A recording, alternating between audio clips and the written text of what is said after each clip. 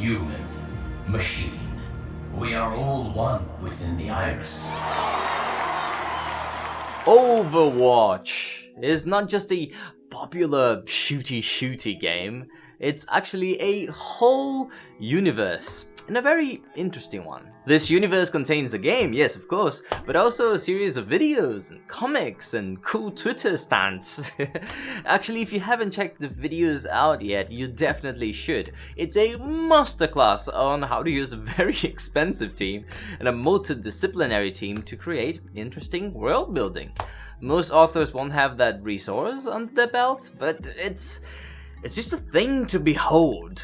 As always with this series, we're not just gonna talk about Overwatch world building in general, but we're gonna choose a piece of that world building and extract a lesson from there. So today we're gonna explore innovation in the Overwatch universe and how it feels like real world innovation. And for that, I'm gonna use the omnics as my example. Omnics are sentient robots. They have their own kind of intelligence, and in many cases their own free will.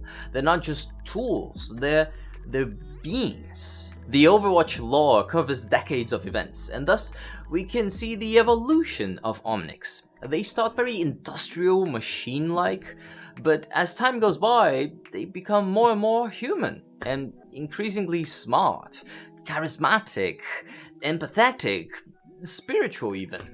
That's a pretty sci-fi idea, right? And one that's not unique to Overwatch. Many other medias have explored this idea of the sentient, smart robot interacting with humans. From Blade Runner to Astro Boy to Westworld. But what I want to bring here is that Overwatch treats this innovation and many other innovations in the lore in a way that feels very real, because it grabs this new element and inserts into the culture and the systems that already exist in place. It's not as if this one element changes everything from day to night. No, the omnics and everything else, they have to plug in to the systems and the structures that were already there before they showed up. In other words, when the omnic technology arrives, there's a new horizon. There are many possibilities with this new technology. And humans don't exactly know what to make of them. I mean, there's so many things that can come out of this, and not even the omnics know what to make of themselves. So both omnics and humans look at the current social, political, and cultural structures and they think, where does this fit? Okay, let's pause Overwatch for a second and let me give you a real-world example. The internet came along, and it became quite popular. There's your innovation, and it's a big one. There is so much stuff that can happen online that could never happen offline. It's such a explosion of possibility.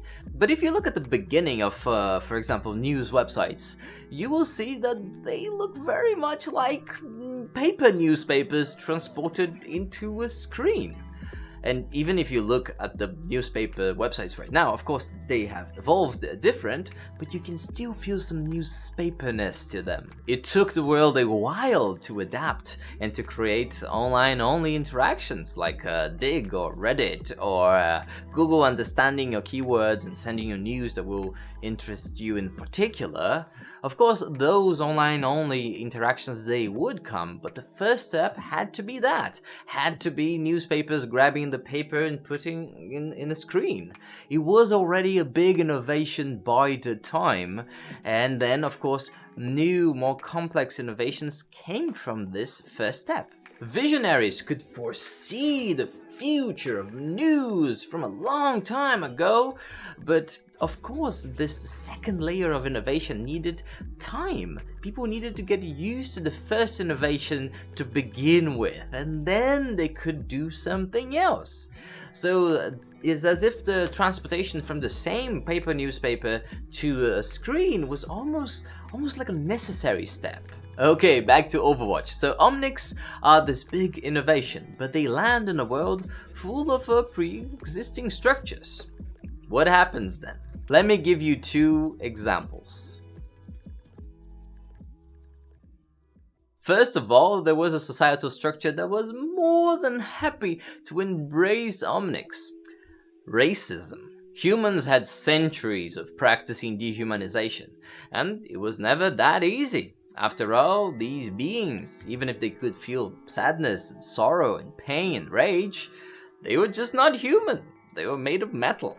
There was a portion of the population that was actually ready to embrace them, to welcome them to society, but there was this other portion that was ready to even enslave them. This creates tension in the story, especially because there's a point in which this massive event happens in which a portion of omnics, a significant portion of omnics, launch an attack, a war against humans.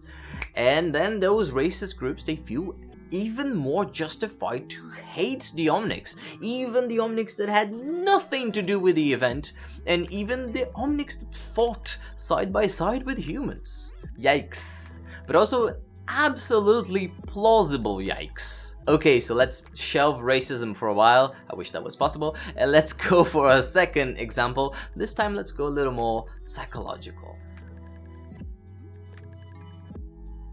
Omnics are smart, but they don't think exactly like humans. There's even this great sentence from an omnic character named Zenyatta that reads, "Do I think? Does a submarine swim?" I mean, of course a submarine doesn't swim, but it kind of moves the vessel around, kind of gets to the same results, I guess. Their thought process is just different from ours, and because of that, they're better aligned for certain things than others. And one thing that a very important Omnic character finds out is that Omnics are actually very good at Tibetan Buddhism. Oh yes. They form a monastery and they start a preach because they're so good at Zen. Oh, this is such good world building. Think about it. If you could upload your consciousness to a mainframe, it would be kind of easy for you to believe that we're not just our bodies and that we're all connected. We're all one. If your mind was a series of ever-looping code scripts, learning and improving with every iteration, then it wouldn't be so crazy for you to believe that the world is in a constant state of flow and that the only certainty is change. It fits. It just fits them, pure and simply. So before the Omnics create their own religion, they tap into one that already exists. This too shall evolve if you give it enough time, but one step at a time. They can't create what they can't imagine, so this is the evident first step. Just a disclaimer here, if you look at the narrative, content and all that, you will feel like they created their own religion with its own terms and names, but I am here assuming that this was a political decision from the narrative team because they didn't want to offend anyone. The religion, it's very much like Tibetan Buddhism, really. And they're not trying to hide it. I mean, people are building monasteries in Nepal. But you know, they probably did this as a means to not offend anyone about their religion, which is something that I absolutely endorse. It didn't have to have the name Tibetan Buddhism. The narrative doesn't lose anything from that, so I think this is the correct decision, but it is Tibetan Buddhism. I get it. Yes. But anyway, just the fact that the Omnics go to Nepal specifically to create a monastical religion about the connection between everything already shows that they're tapping into a structure that existed before they did.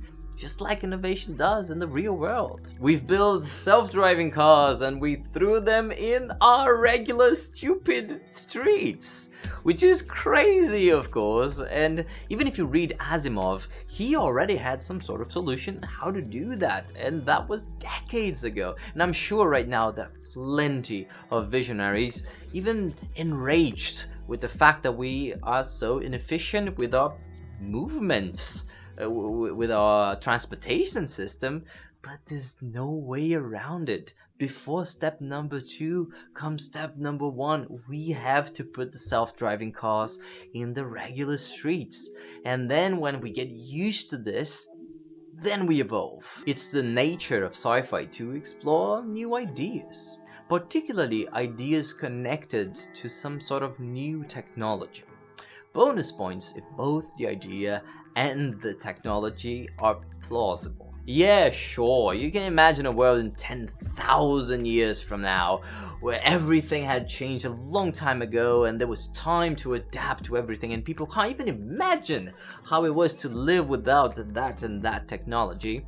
But you can also do just like Overwatch and imagine the world in 50 years or 100 years, where yes, there will be new technologies, that's for sure, but you can still get a sense of where they came from. What was the base of all that? It needs to be brick by brick.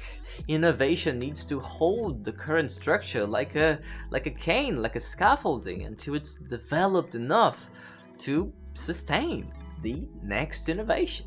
Again, if you're a solo writer, there is wonder in watching a team like Overwatchers use their amazing resources to build such an interesting world. Even if you don't play games at all, I would still recommend you to give the stories a look. That's it for today. I hope you enjoyed this video. If you want more Overwatch videos or game videos or book videos, the best way to support this channel is via my Patreon page. It's a brand new Patreon. I'm super excited about it. And if you watch this video to the very end, I'm gonna ask you to go in the comment section below on YouTube and write down your best robot sound. You use whichever letters you feel like when pronounced would sound very robot-y, and give a look to everybody else's robot sounds. Alright folks, see you next time. Ciao!